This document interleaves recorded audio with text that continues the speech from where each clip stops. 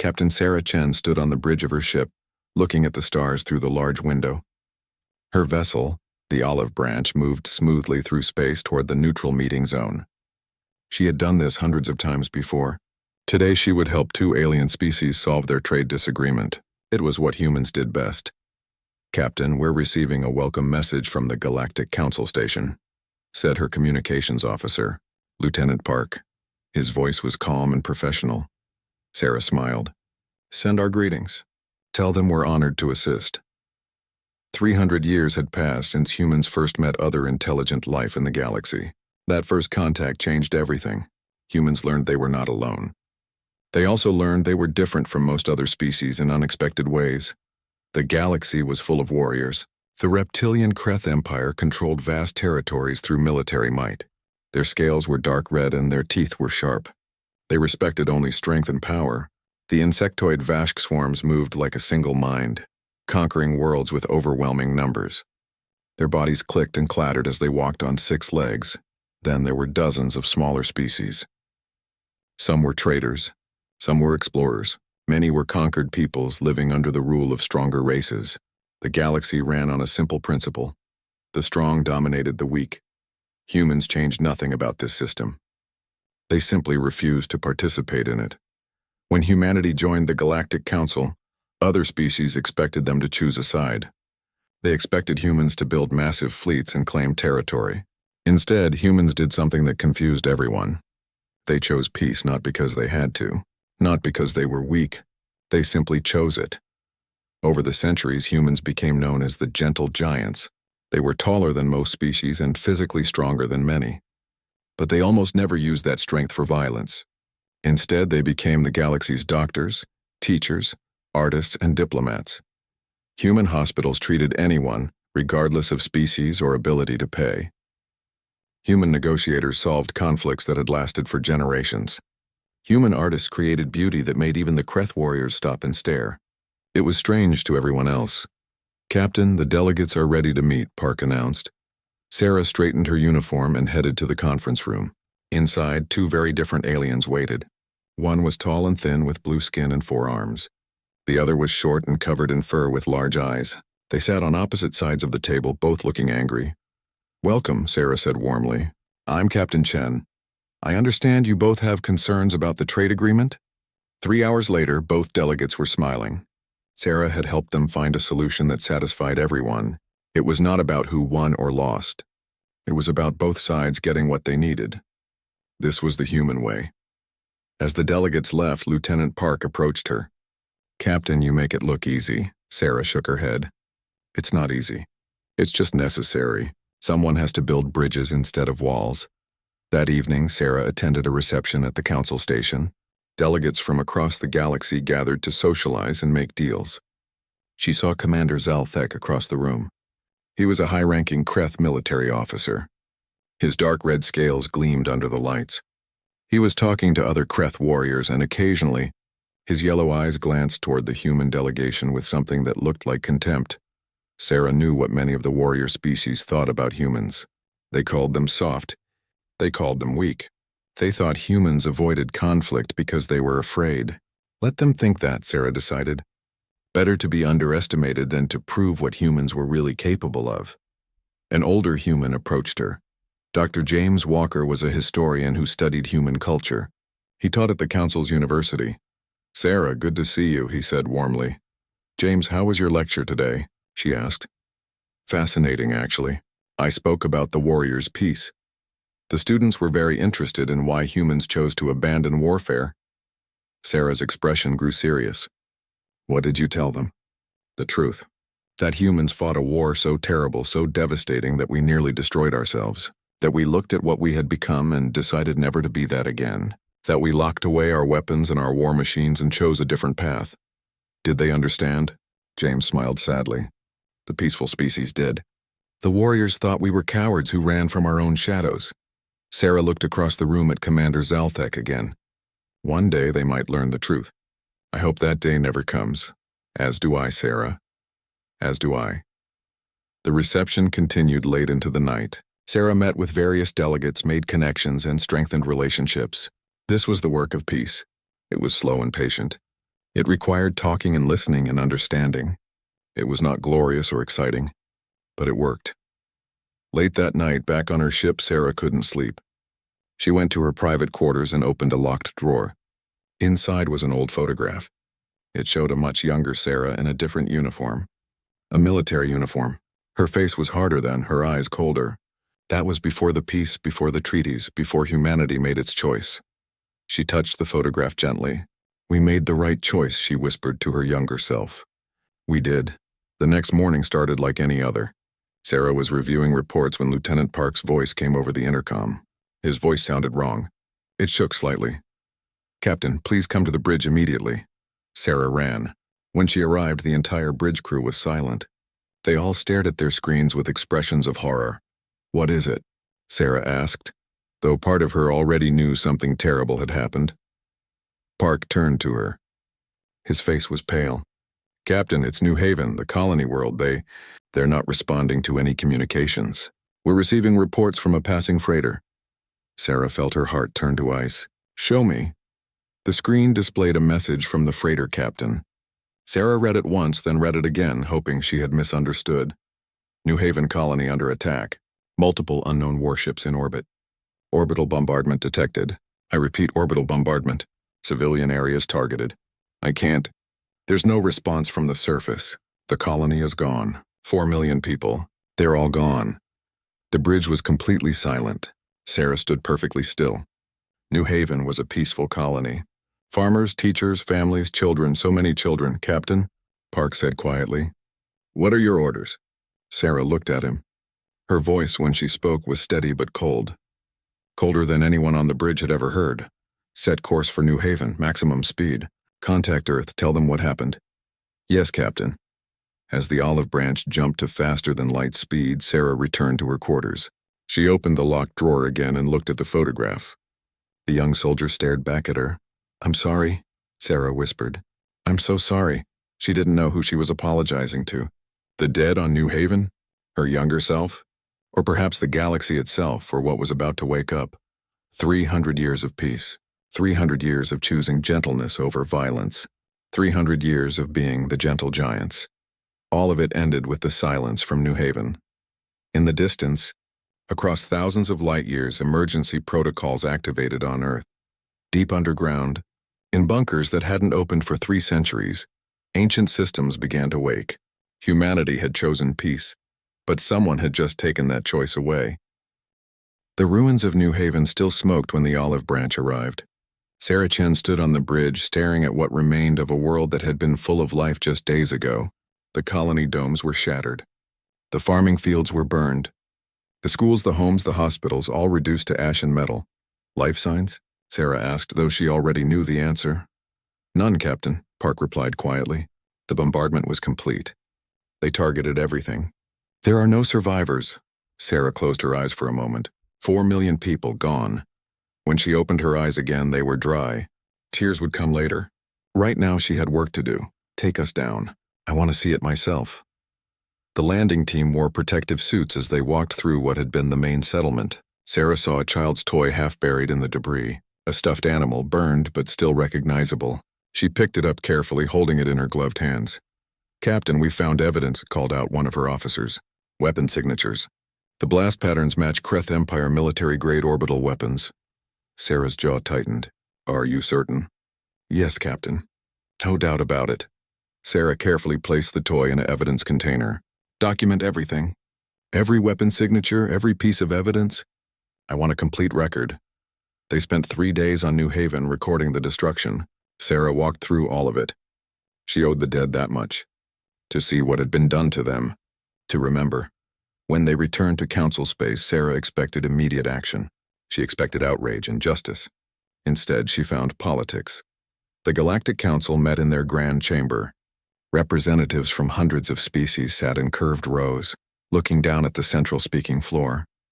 Ambassador Marcus Rodriguez stood there, representing humanity. Sarah watched from the observation gallery. "Members of the Council," Marcus said, his voice steady but filled with pain. 4 million human civilians are dead. We have evidence that the Kreth Empire is responsible. We demand justice." Commander Zaltek rose from the Kreth section. His scales seemed to gleam with satisfaction. The Kreth Empire denies these accusations. We have no knowledge of any attack on the human colony. Perhaps it was pirates. Perhaps it was an accident. The humans have no proof. We have weapon signatures, Marcus said firmly. We have trajectory data. We have circumstantial evidence, Zaltek interrupted. Nothing that proves Kreth involvement. Perhaps the humans should invest in better defenses instead of blaming others for their weakness. Sarah's hands gripped the railing of the observation gallery. She wanted to jump down there. She wanted to make Zaltek answer for what his people had done. But this was the Council's process. This was how civilization worked. The Council voted to open an investigation, but it would take time. There would be committees and reviews and diplomatic negotiations. The Kreth Empire had many allies. Many species owed them favors or feared their military power. Days turned into weeks. The investigation moved slowly. Too slowly. Sarah attended every session, watching as the truth was buried under layers of bureaucracy and political maneuvering. Then came the memorial service. Humans from across the galaxy gathered to honor the dead of New Haven. The service was held in a large hall on the Council station. Thousands attended. Many non-humans came as well to show respect. Sarah sat in the front row with other human dignitaries. The ceremony was beautiful and sad. Children sang. People spoke about those they had lost. Holographic images showed New Haven as it had been. Alive, green, full of hope. That's when it happened. During a moment of silence, Sarah heard it. A laugh, quiet but clear. She turned and saw Commander Zaltek standing in the back with other Kreth warriors. He was smiling. He leaned to another Kreth and whispered something.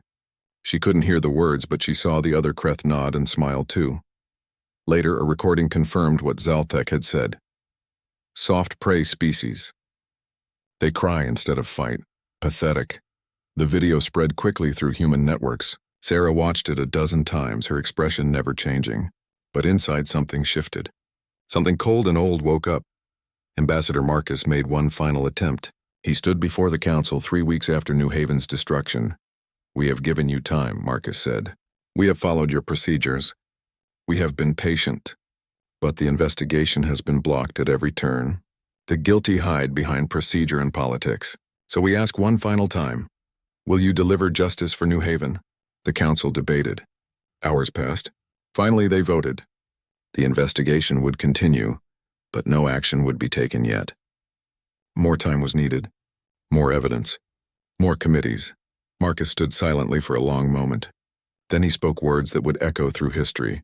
Then humanity will act independently. We give the Kreth Empire 48 hours to surrender those responsible for the New Haven massacre. If they do not, we will extract justice ourselves. The Council chamber erupted in noise. This was unprecedented. Species did not threaten the Kreth Empire. The Kreth had the second largest military in the galaxy. Commander Zaltek stood laughing openly now. The humans threaten us? With what? Your hospital ships. Your art, you have no military. You have no weapons. You are children playing at being warriors. Marcus looked at him with an expression that made several nearby species step back. We have given you 48 hours. Use them wisely. The deadline passed with no response. The Kreth Empire did not take the ultimatum seriously. Why would they? Everyone knew humans were peaceful. Everyone knew they had no military capability. Sarah was back on Earth when it happened. She stood in the United Nations Assembly, now converted into a command center. Screens showed data from across human space. Military officers. Humans hadn't seen uniforms like these in 3 centuries, moved with purpose and precision. The Secretary General, an elderly woman named Chen Wei, stood at the podium. She looked tired but determined. For 300 years we have kept the peace, she said. For 300 years we have chosen a different path. We buried our weapons. We locked away our war machines. We taught our children that violence was never the answer. She paused, looking at each person in the room. New Haven has taught us that sometimes evil does not respond to peace, that sometimes justice requires strength. The Council has failed. The Kreth Empire has mocked our pain and killed our children. Another pause. The room was absolutely silent. We gave them a chance. They laughed at us. Now they will learn what humanity is truly capable of. She took a deep breath. Protocols released. 2 words. That's all it took. Across Earth, massive doors opened in mountains and underground facilities. These bunkers had been sealed for 3 centuries.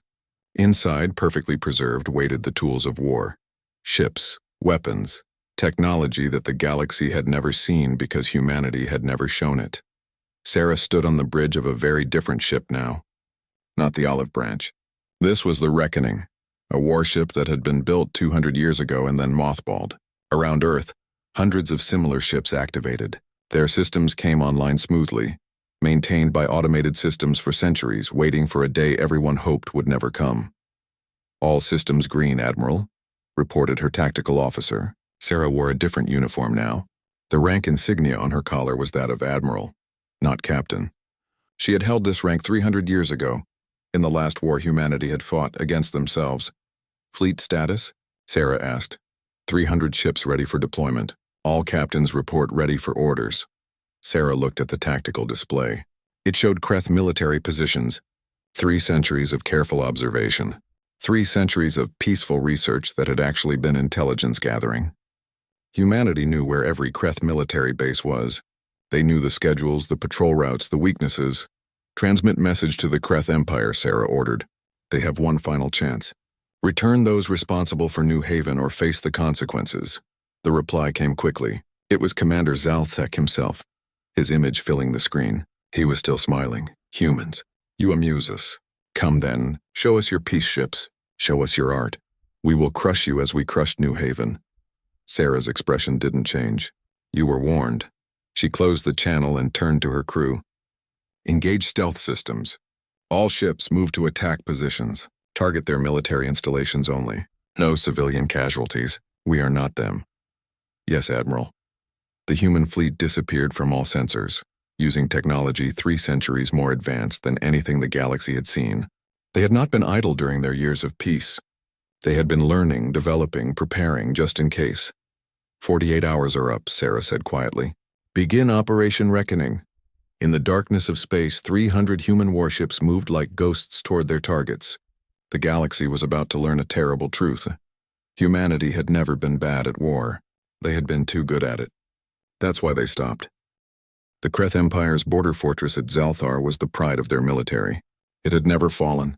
Massive weapons platforms orbited the station, ready to destroy any threat. 10,000 Kreth warriors lived and trained there. Commander Zalthek himself had graduated from its academy. The base commander was reviewing patrol schedules when every screen in the command center went dark. Then they came back on, showing a single message in perfect Kreth language. "You have been judged," alarms blared. The commander rushed to tactical. "Report, what's happening?" "Sir? Weapons platforms 1 through 15 are offline." "No, wait, all platforms are offline." "We're detecting—" "I don't understand, sir. Multiple vessels just appeared on sensors, but they weren't there a second ago." The human ships decloaked simultaneously. They surrounded the fortress completely. The Kreth had never seen ships like these, sleek, dark, covered in weapons that didn't match anything in their databases. "Open fire," the commander shouted. The Kreth weapons found nothing. Human ships dodged with impossible precision, as if they knew where each shot would be before it fired. Because they did.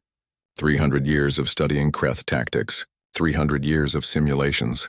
The humans knew how the Kreth would respond better than the Kreth knew themselves. Return fire came. Not at the station's hull, but at specific systems. Power generators, communication arrays, weapon control centers. Each shot was surgical, precise. In 15 minutes, the fortress was disabled but intact. Not a single Kreth warrior had died. The same scene played out at 47 Kreth military installations simultaneously. Border posts, patrol bases, listening stations, all disabled in the first strike. The Kreth Empire lost 30% of their forward military capability in less than an hour. The galaxy watched in shock. News networks from every species broadcast the impossible images. Human ships, where had they come from? Human weapons, how do they have such technology?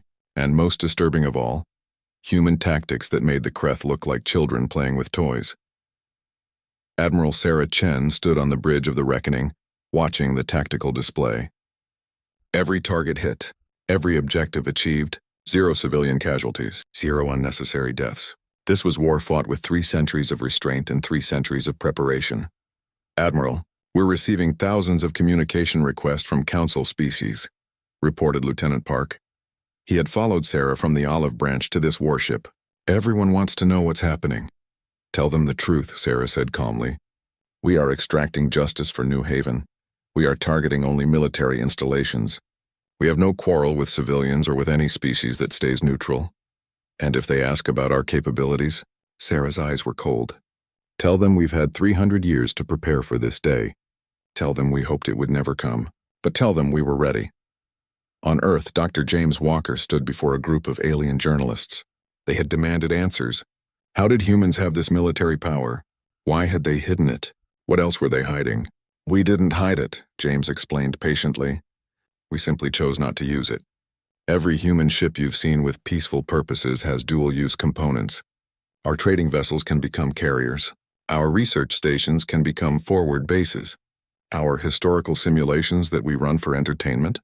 Those were military training exercises, but why? Asked a Vashk journalist. Why prepare for war if you want peace? James looked at her sadly. Because peace is not the absence of war. Peace is the choice not to use the capacity for war. We had that capacity. We chose not to use it. The Kreth took that choice away. Across the galaxy, other peaceful species began to understand something important. Humanity's peace had never been weakness. It had been restraint. Now the restraints were off. The Kreth Empire mobilized its full military. 50 fleets converged toward human territory. Their war leaders were confident. They outnumbered the human ships 50-1. Technology only mattered so much against overwhelming numbers. They learned otherwise. The first fleet engagement happened at the Dalmar system. Admiral Chen commanded the human forces personally. 30 human ships against 1,500 Kreth warships. The odds seemed impossible. Admiral, they're entering weapon range, reported Tactical. Deploy countermeasures. Execute pattern Theta-7. What happened next would be studied in military academies for centuries. The human ships moved in perfect coordination, like a single organism. They didn't fight the way any species expected. They fought the way humans had fought each other during the final Earth War. The war so terrible it made them choose peace. They used the environment. Asteroids became weapons. Gravity wells became traps. They used psychological warfare, broadcasting on Kreth frequencies, letting the Kreth hear their own warriors' distress calls. They used prediction algorithms that made it seem like they could see the future, because in a way, they could. They'd run this battle 1,000,000 times in simulation. Within 3 hours, the Kreth fleet retreated. They had lost 400 ships. The humans had lost none.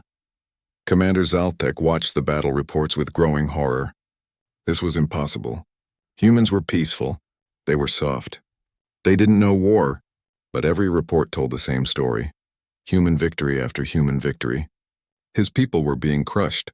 He called for a meeting of the Kreth High Command. 30 military leaders gathered, their scales dark with stress and confusion. How are they doing this? Demanded General Karthek, Supreme Commander of the Kreth military. We outnumber them vastly. Because they've been studying us, Zaltek said quietly. He was beginning to understand his terrible mistake. For 300 years we thought they were weak. We thought they were afraid of fighting, but they weren't afraid. They were preparing. Preparing for what? For us, for this. They knew we would underestimate them. They knew we would see their peace as weakness. They let us think that while they learned everything about us, our tactics, our weaknesses, our psychology, they turned their peace into a weapon against us. Another general spoke up. Then we must adapt. We must change our tactics to what? Zaltek asked bitterly. They've studied every tactic we know. They've run simulations against every strategy we have. They're not fighting us in the present. They're fighting us 3 centuries in the future, with knowledge we've only just started to give them. The truth was spreading through the Kreth Empire, through all the aggressive species that had dismissed humanity. The Vashk swarms began pulling back their forces. Smaller warrior races sued for peace. Everyone was realizing the same thing. They had mistaken humanity's choice for inability. On Council Station, species that had been humanity's friends for centuries now looked at them with new eyes. Fear and respect mixed together. The gentle giants were gone, replaced by something ancient and terrible. Ambassador Marcus Rodriguez addressed the council again. The chamber was more crowded than ever. Everyone wanted to hear what humanity would say. We did not want this, Marcus said simply. For 300 years we proved we could live in peace. We healed your sick. We taught your children. We created beauty instead of destruction. We chose mercy over might. He paused, looking directly at the Kreth delegation. Zalthek was not there. He was with his military forces, trying to salvage the catastrophe he had created. But New Haven taught us that peace requires the strength to defend it. We have that strength. We have always had it. We simply chose not to use it. That choice is now conditional. Conditional on what? Asked a council member. On justice. Commander Zalthek and those responsible for New Haven will surrender themselves for trial. The Kreth Empire will submit to independent investigation, and the Council will reform its procedures so that no species can hide behind politics while innocent people die. And if we refuse? The Kreth ambassador's voice shook slightly. Marcus's expression was gentle, but his words were iron. Then we continue. We've had 300 years to prepare for this day. We mapped every military installation in Kreth space. We studied every other aggressive species, too. We know your weaknesses. We know your fears. We hoped we'd never need this knowledge. He leaned forward slightly. You've seen what we can do in 3 weeks. Imagine what we can do in 3 months. 3 years. We don't want that. But we will do it if necessary. The choice is yours, peace under law or war with humanity. Choose wisely. The council chamber was silent. Outside, human fleets waited, their weapons armed but not firing. Patient, restrained, but ready. The galaxy had learned a terrible lesson.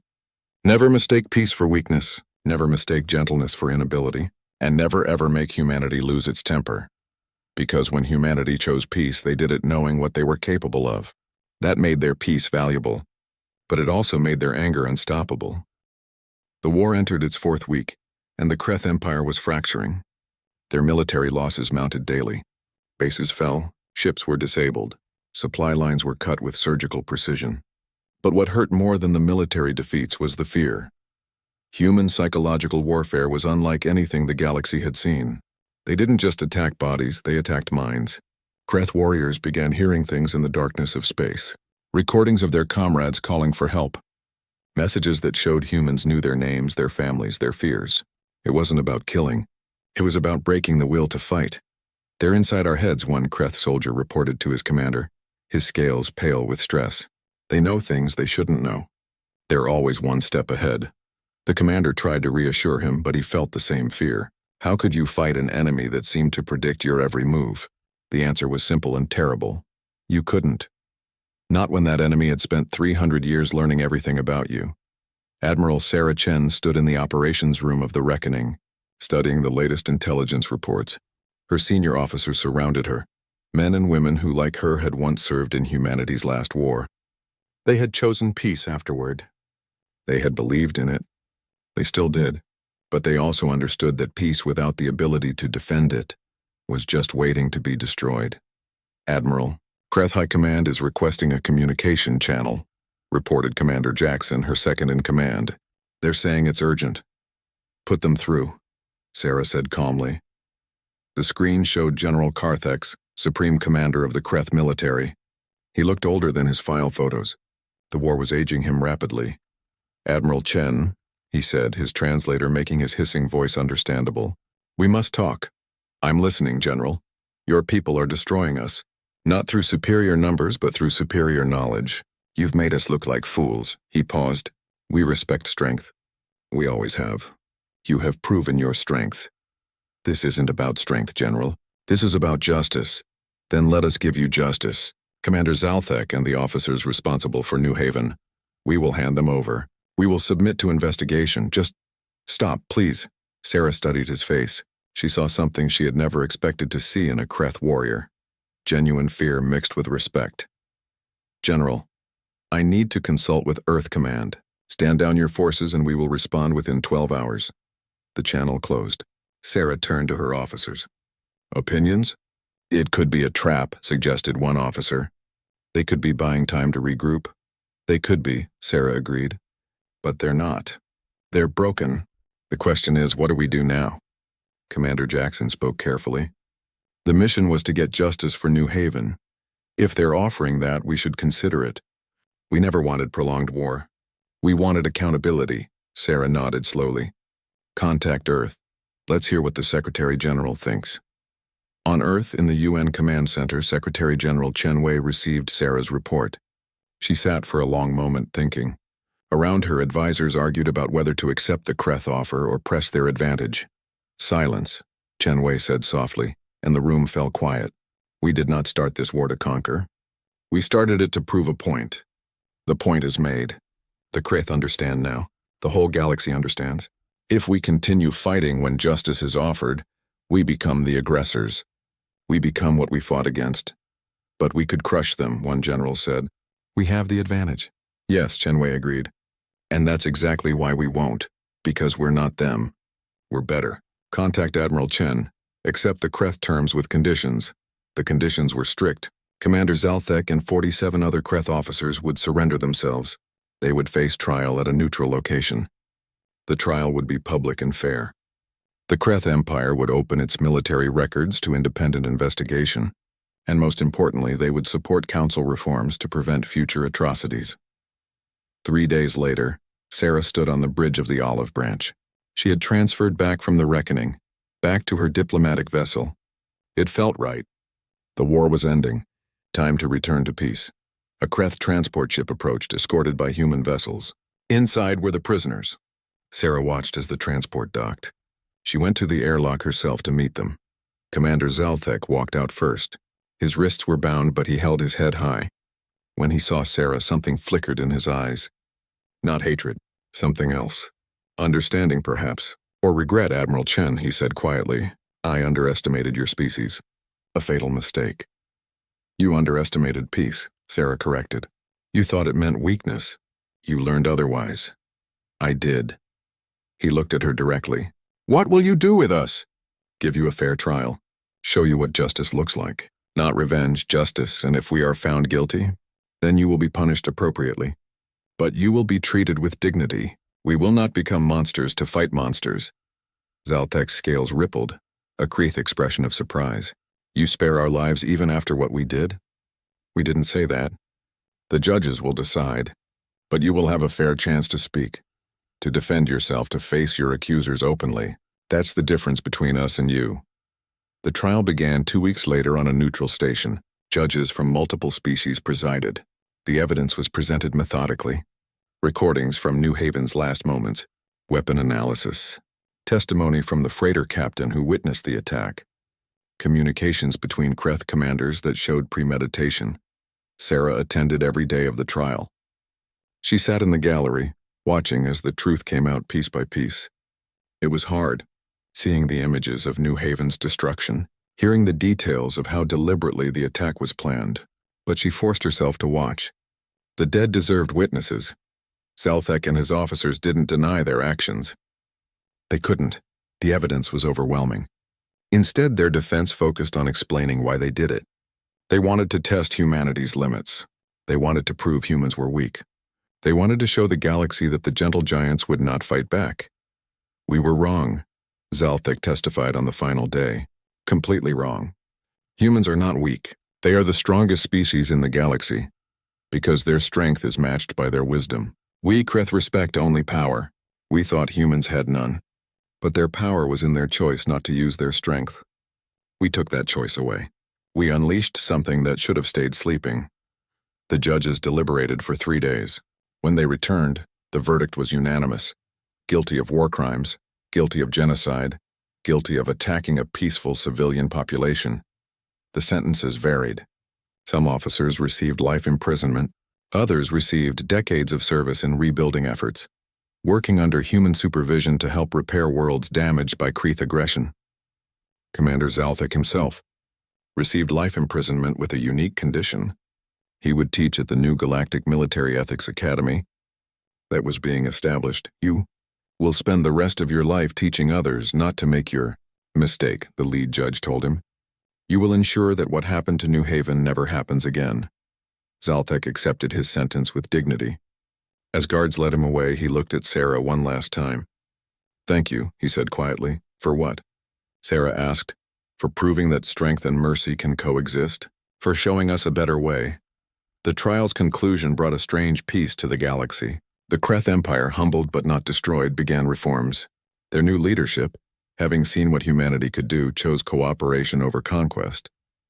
Other aggressive species took note, but the biggest change was at the Galactic Council itself. The reforms humanity demanded were implemented. A new court system was established with real power to investigate crimes. Protection protocols for all species were strengthened. Most importantly, a new rule was added to the Council Charter. Justice delayed is justice denied. Ambassador Marcus stood before the Council to announce humanity's position going forward. "We are returning our military to standby status," he said. "Most of our warships will be mothballed again. Our people will return to the work of peace, healing, teaching, creating, building bridges. But let this be clear to all. The bunkers remain. The weapons remain. The training remains. We choose peace, but we are prepared for war. We hope we never need to fight again, but if we do, you now know what we're capable of." He paused, looking around the chamber at representatives from hundreds of species. "We learned something these past weeks. So did you. Peace is not weakness. Gentleness is not inability. And mercy is not the same as surrender. Remember New Haven. Remember what happens when peaceful people are pushed beyond patience. Don't let it happen again." The Council voted unanimously to accept humanity's terms and reforms. Not because they had to, though humanity's military power made that clear, but because they wanted to. They had seen what happened when justice failed. None of them wanted to face humanity's anger again. As the session ended, Sarah met privately with General Carthex. The Kreth commander had requested the meeting. "Admiral Chen," he said formally, "the Kreth people wish to apologize. It is not something we do often. But you're doing it now." "Yes, we respected only strength. You taught us to respect wisdom too. We thought peace was for the weak. You showed us that maintaining peace requires greater strength than making war." Sarah nodded. "Will your people remember this lesson? For generations?" Carthex, 10 years after the New Haven incident, the galaxy was a different place. The changes were not dramatic or sudden, but they were deep and lasting. Peace treaties held. The Council's new justice system worked. Wars that might have started were solved through negotiation instead. The galaxy had learned its lesson. Sarah Chen stood at the memorial on New Haven. The planet had been rebuilt, though it would never be the same. Where 4 million people once lived, now there were monuments and gardens. Beautiful, peaceful, and profoundly sad. She came here once a year on the anniversary. The memorial itself was a simple wall of names. 4 million names carved in stone. Sarah walked along it slowly, touching some of the names she had learned by heart. Children, teachers, farmers. Ordinary people whose only crime was being human when someone wanted to test humanity's limits. "You never forget them." "Do you?" a voice said behind her. Sarah turned to see an elderly Kreth. He walked with difficulty, his scales faded with age. It took her a moment to recognize him. Commander Zalthek. But he wasn't a commander anymore. Just a prisoner on supervised release for this visit. "What are you doing here?" Sarah asked, not unkindly. "I asked permission to visit. They granted it on the condition that I be escorted." He gestured to 2 human guards standing at a respectful distance. "I wanted to see what I had done. To stand in the place of my greatest shame." Sarah studied him. He looked genuinely remorseful. 10 years teaching military ethics to young officers from across the galaxy had changed him. She had read his lectures. They were good, honest, painful. "Do you think you've earned forgiveness?" Sarah asked. "No," Zalthek said immediately. "I don't seek forgiveness. I don't deserve it. I just wanted to remember. To make sure I never forget what my pride cost." They stood together in silence for a while, looking at the wall of names. "The young ones don't understand," Zalthek said quietly. "The officers I teach. They study the war in their classes. They learn about tactics and strategies. But they don't understand what it felt like, the fear, the realization that we had awakened something that should have stayed sleeping." "Good," Sarah said. "Let them not understand. Let them live in a galaxy where that fear isn't necessary." "Is that why you gave us mercy? To create a better future?" Sarah smiled slightly. "We gave you justice, not mercy. But yes, we wanted a future where no one else has to stand at a memorial like this one, where peace is real, not just the pause between conflicts."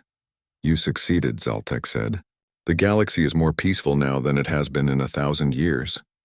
All the aggressive species learned from our mistake. They saw what happened when we pushed you too far. And how do they see us now? Sarah asked, curious. With respect. With caution. With... He paused, searching for the word. With wisdom. They understand that humans choose peace not from weakness but from strength. That you are dangerous not despite your gentleness but because of it. Because you know what you're capable of and you choose not to do it. Sarah nodded. That's the lesson we wanted to teach. It's working. At my academy, we use New Haven as the central case study. The cost of underestimating peace. That's what we call the course. Every military officer in the galaxy now studies what happened. They learn that the most dangerous species are not the ones who fight constantly, but the ones who choose not to. A young human woman approached them. She was about 30, wearing the uniform of the memorial staff. Admiral Chen? We're about to begin the ceremony, Sarah nodded. Thank you, Elena. As the young woman walked away, Zelthek asked, was she...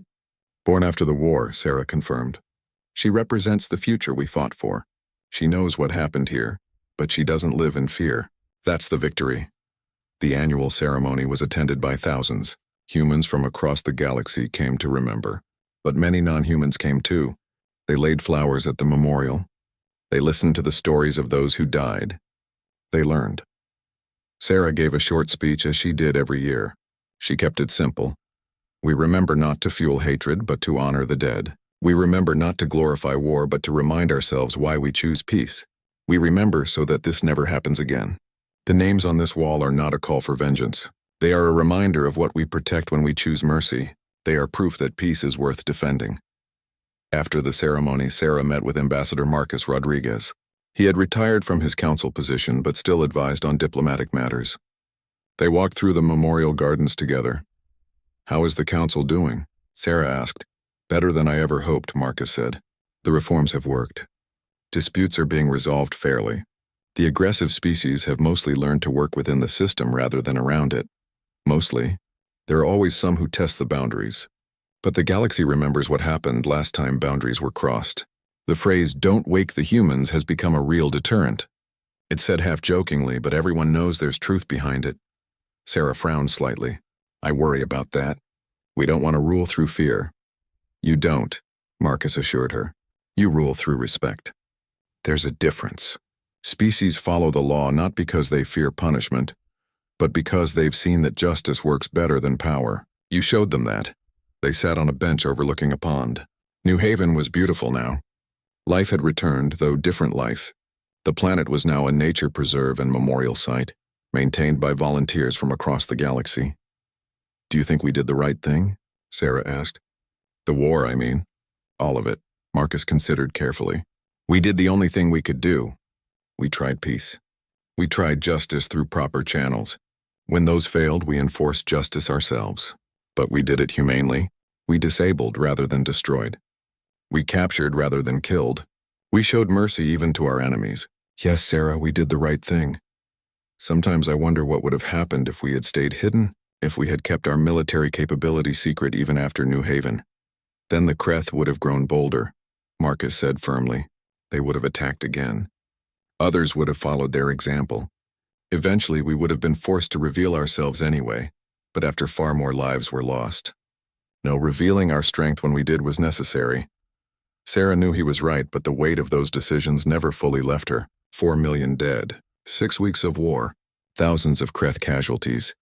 Even though humans tried to minimize them, all of it necessary but still painful. The young ones ask me about the war, Sarah said. They want to know what it felt like to fight again after 3 centuries of peace. What do you tell them? The truth, that it felt terrible, that every shot we fired felt like a failure of our principles, but that sometimes principles must be defended with action, not just words. That peace is not pacifism. It's the active choice to seek non-violent solutions backed by the ability to enforce justice when necessary. Marcus smiled. That's a good answer. The Admiral lectures at my academy sometimes, a voice said. They looked up to see Zaltek approaching, his guards following. She tells the students about the burden of power, about how strength must be matched with wisdom. The students listen to her more than they listen to me. Even Kreth students. Because she showed us mercy when she didn't have to, one of the young guards said. He was human, probably mid-20s. She showed the galaxy what justice looks like. Sarah felt uncomfortable with the praise. I just did my duty. You did more than duty, Zalthek said. You showed restraint when you had every reason for revenge. You built a better system instead of just punishing the old one. You gave us a future. Later, as Sarah prepared to leave New Haven, she stopped at the memorial wall one last time. She placed her hand on the stone, feeling the carved names under her fingers. We remembered, she whispered. We learned, and we made sure it meant something. 50 years after New Haven, Sarah Chen was elderly but still sharp. She rarely left Earth anymore, but she still taught at the military academy. Young humans learned from her about war and peace, about strength and mercy, about the responsibility that came with power. One day, a young cadet asked her, Admiral, are humans still the most dangerous species in the galaxy? Sarah looked at the young woman, so earnest, so hopeful, so full of life. This was what they had fought for. This future. Yes, Sarah answered honestly. We are still dangerous. We still have our capabilities. The ships are still in mothballs. The weapons are still maintained. The training still happens. We could wake up tomorrow and be ready for war within a week. Then why do people trust us? Sarah smiled. Because everyone knows we don't want war. We proved that for 300 years before New Haven. And we proved it again after, when we chose justice over revenge. We're dangerous precisely because we know we're dangerous and we choose not to be. Do you think there will ever be another war? The cadet asked. I hope not. But I'm not naive. As long as there are thinking beings, there will be conflicts. The question is whether those conflicts will be solved through words or weapons. So far, words have been working, and every generation that grows up in peace makes the next P.